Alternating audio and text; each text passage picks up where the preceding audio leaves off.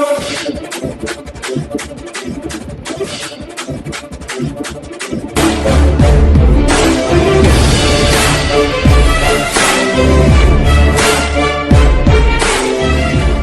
प्यारे हिंदुस्तान न्यूज 24/7 में आपका हार्दिक स्वागत है। खबर रोहतक से। राष्ट्रीय हितों की रक्षा के लिए रोहतक में जुटेंगे बीमा कर्मी। 13 से 15 नवंबर तक रोहतक एमडीयू में होगा northern zone insurance employees association का 33वां सम्मेलन। शहर में रैली निकालने से होगी सम्मेलन की शुरुआत। जेएनयू के प्रोफेसर सुरजीत मजूमदार 13 नवंबर को करेंगे सम्मेलन का उद्घाटन। All India insurance employees association के उपाध्यक्ष अनिल कुमार भट्टरांकर ने केंद्र में सत्तारूढ़ भाजपा सरकार पर लगाया गंभीर आरोप।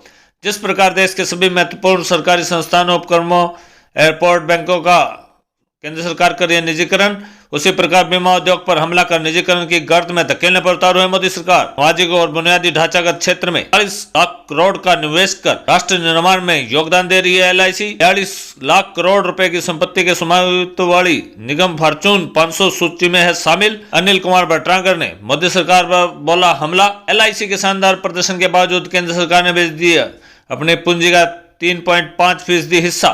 सरकार का यह प्रतिगामी कदम पहुंचाएगा लंबे समय से राष्ट्रीय हितों को नुकसान।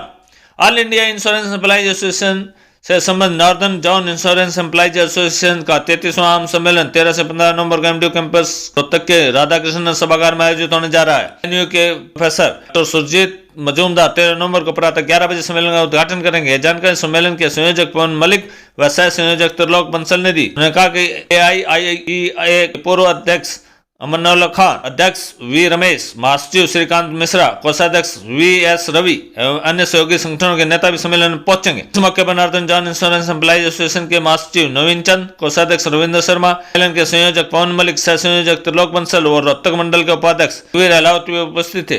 वहीं सम्मेलन के आयोजन को लेकर पत्रकारों से बात करते हुए all India insurance employees association के उपाध्यक्ष अनिल कुमार भट्टरांकर ने पत्रकारों से बात करते हुए कहा कि सम्मेलन की शुरुआत 13 नवंबर को सुबह 9 बजे एलआईसी मंडल कार्यालय सेक्टर 1 रोहतक से सम्मेलन सभागार तक रैली के साथ होगी।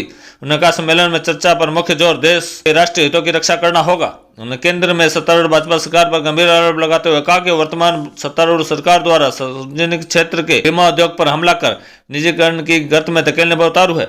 सरकार द्वारा नव उदारवादी नीतियों की आड़ में सार्वजनिक क्षेत्र के बीमा को समाप्त किया जा रहा है। देश के सभी महत्वपूर्ण सरकारी संस्थानों, उपक्रमों, एयरपोर्ट, बैंकों का निजीकरण किया जा रहा है। भले ही वे देश के उत्थान में कितनी बड़ी भूमिका निभा रहे हो। सार्वजनिक क्षेत्र के एलआईसी और जीआईसी को भी सरकार निजीकरण के प्रयास में है, जबकि ये संस्थान जीवन बीमा व सामान्य बीमा के राष्ट्रीयकरण के उद्देश्यों को पूरा कर रहे हैं, बल्कि राष्ट्र निर्माण में भी उनका महत्वपूर्ण योगदान है।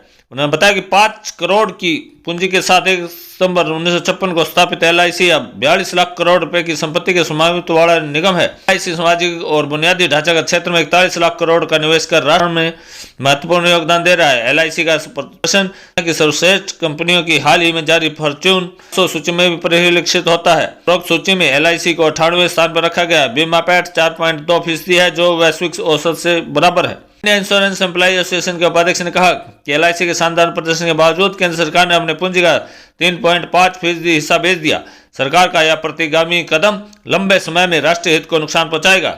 इसी बाल एवं के संबंध में RDA द्वारा प्रस्तुत किए जा रहे विभिन्न प्रस्तावों सार्वजनिक क्षेत्र के बीमा को और नुकसान पहुंचाएंगे और इस प्रकार देश में लोगों के कल्याण को खतरे में डाल देंगे। उनका कहना था कि सम्मेलन एक ऐसे महत्वपूर्ण समय पर हो रहा है जब भाजपा के नेतृत्व वाली केंद्र सरकार लेबर कोड बिल के नाम पर देश के मजदूर वर्ग और घोर संघर्षों से हासिल किए गए मजदूरों के अधिकारों को छीनने का कार्य बड़ी तेजी से कर रही है। केंद्रीय ट्रेड यूनियन और स्वतंत्र संघ सरकार के इस कदम का कड़ा विरोध कर रहे हैं। रोहतक से वैशाली सैनी की report. Bhatnagar, vice president all India insurance employees association. आज प्रेस कॉन्फ्रेंस किस मुद्दे को लेकर? Northern zone insurance employees association northern India में काम करने वाले एलआईसी कर्मचारियों का संगठन है, जिसकी 33वीं कॉन्फ्रेंस 13 से लेकर 15 नवंबर तक रोहतक के अंदर आयोजित हो रही है। इस कॉन्फ्रेंस के अंदर जो हमारा इश्यूज़ हैं, चाहे वो इंश्योरेंस सेक्टर के साथ जुड़े हुए हों, चाहे वो एक समाज से जुड़े हुए इश्यूज़ हों, इन सारे इश्यूज़ को डिस्कस करने के बाद आने वाले समय के अंदर जो चैलेंजेस हैं हमारे सामने, उनको हमें कैसे फेस करना है, कैसे उसका मुकाबला करना है, उसके ऊपर हम लोग अपनी चर्चा करेंगे। या जो हमारे इंटरनल इश्यूज़ हैं इंश्योरेंस कर्मचारियों के इंडस्ट्री रिलेटेड, उनके बारे में भी हम चर्चा करेंगे। और उस चर्चा करने के बाद के अंदर आने वाले समय में हमारी लड़ाई की रूपरेखा क्या होगी, उसके बारे में भी चर्चा करके अपना हम फैसला करेंगे। आज के दिन क्या कुछ आपकी चिंताएं हैं सारे पूरे सेक्टर को लेकर? इंश्योरेंस सेक्टर को लेकर सबसे बड़ी चिंता ये है, जैसे मैंने आपको बताया कि LIC का जो कंट्रीब्यूशन है नेशन बिल्डिंग के अंदर मैचलेस कंट्रीब्यूशन है, उसका कोई मुकाबला आज के दिन में नहीं है। 5 करोड़ से हमें स्टार्ट किया था, जैसे मैंने आपसे शुरू में कहा, और वो आज की डेट में 42 लाख करोड़ रुपए की कैपिटल LIC ने अपनी बनाई है। 41 लाख करोड़ रुपया देश की डेवलपमेंट के अंदर in the form of investment आज हिंदुस्तान की गवर्नमेंट को दे रखा है, चाहे वो सीवरेज हो, रोडवेज हो, एयरपोर्ट हो, आपके रेलवे हो, हर फील्ड के अंदर LIC का बहुत बड़ा कंट्रीब्यूशन है। और परफॉर्मेंस वाइज ये कहते हुए बड़ी खुशी है कि पूरे हिंदुस्तान के अंदर आज 40 करोड़ लोगों को सोशल सिक्योरिटी LIC ने दे रखी है। 23 प्राइवेट कंपनी हमारे सामने है और 23 प्राइवेट कंपनी में जो सबसे ज़्यादा बिजनेस कर रही है SBI लाइफ, वो भी आज मार्केट शेयर 8.1% लिए हुए है, जबकि LIC का मार्केट शेयर 74% है। ये शो करता है कि जो LIC की जो फंक्शनिंग है, वर्किंग है, कितनी ईमानदार है और किस तरीके से लोगों का हमारे ऊपर फेथ है। ये हमारे LIC के बारे में चिंताएं सिर्फ हमारी व्यक्तिगत नहीं है, ये चिंताएं राष्ट्र से जुड़ी हुई हैं, जिसको लेकर के हम चिंतित हैं। जिस तरह एक एक करके एयरपोर्ट को जो अन्य संस्थान है सरकार उनको बेचा जा रहा है, तो LIC क्या इसमें LIC का भी शेयर बेचना LIC को शुरू कर दिया है। आपने देखा होगा अभी मई के अंदर ही, मई महीने में 3.5% LIC का डिसइन्वेस्टमेंट कर दिया गया है। ये यहाँ रुकने वाला नहीं है, क्योंकि हमने देखा है थ्रू प्रोसेस कि स्टार्ट करते हैं और करते करते करते करते बाद में आकर के अपना पूरा संस्थान बेच देते हैं। तो क्या ज़रूरत है, जब LIC आपको इतना पैसा कमा करके ऑलरेडी दे रही है, तो इसके डिसइन्वेस्टमेंट की ज़रूरत क्या है? हमसे ये कहा गया था कि आम जनता को, पॉलिसी होल्डर को हम ज़्यादा बेनिफिट देना चाहते हैं। 40 करोड़ लोगों को हम ऑलरेडी बेनिफिट दे रहे हैं। 40 करोड़ लोगों को पॉलिसी होल्डर है हमारे, हर साल हम बोनस दे रहे हैं, बोनस के साथ साथ सोशल सिक्योरिटी दे रहे हैं। तो उसके बावजूद भी आप LIC को प्राइवेट क्यों करना चाहते हैं? स्टार्ट क्यों किया आपने? क्या ज़रूरत थी उसकी? कोई लॉजिक है? हमसे कहते हैं परफॉर्मेंस इंक्रीज होगी।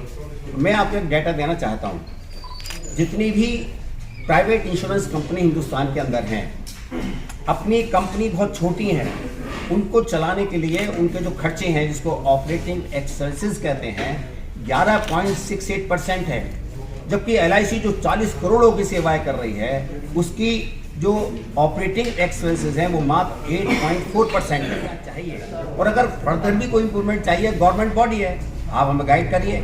अकाउंट्स हमारे क्वार्टरली पब्लिश होते हैं, पार्लियामेंट उसको पास करती है, IRDA उसको पास करती है। इंटेंशन कुछ और है, एक्चुअली इंटेंशन जो कहा जा रहा है वो नहीं है। या डिबेट के अंदर सरकार हमसे बात करे कि हम ये हमारे इश्यूज हैं, हम समाधान उनका बताएंगे, लेकिन डिस्कशन करने के अंदर वो ये महसूस करते हैं कि शायद हम उनका जवाब नहीं दे सकते, इसलिए बैकडोर से ये सारी चीज़ें की जाए। LIC के निजीकरण को रोकने के लिए आपका संगठन क्या कदम उठाएगा? हमारा संगठन इसको रोकने के लिए अकेले LIC के लिए, LIC कर्मचारियों के लिए ये सरकार के साथ इतनी बड़ी लड़ाई लड़ना आसान नहीं होगा। हमारा मानना यह है, क्योंकि हर इंडस्ट्री अपनी अपनी तरीके से परेशान है। हम एक ट्रेड यूनियन मूवमेंट का जो जॉइंट फ्रंट है, उसके साथ जुड़कर एक जॉइंट स्ट्रगल करेंगे और अपना स्ट्रगल इंडिपेंडेंट भी हम लोग अपना स्ट्रगल को लॉन्च करेंगे, ताकि जॉइंट तरीके से आम जनता को, आम जनमानस को ये मालूम पड़ सके कि जो LIC गवर्नमेंट ऑफ इंडिया कर रही है ये ठीक नहीं है।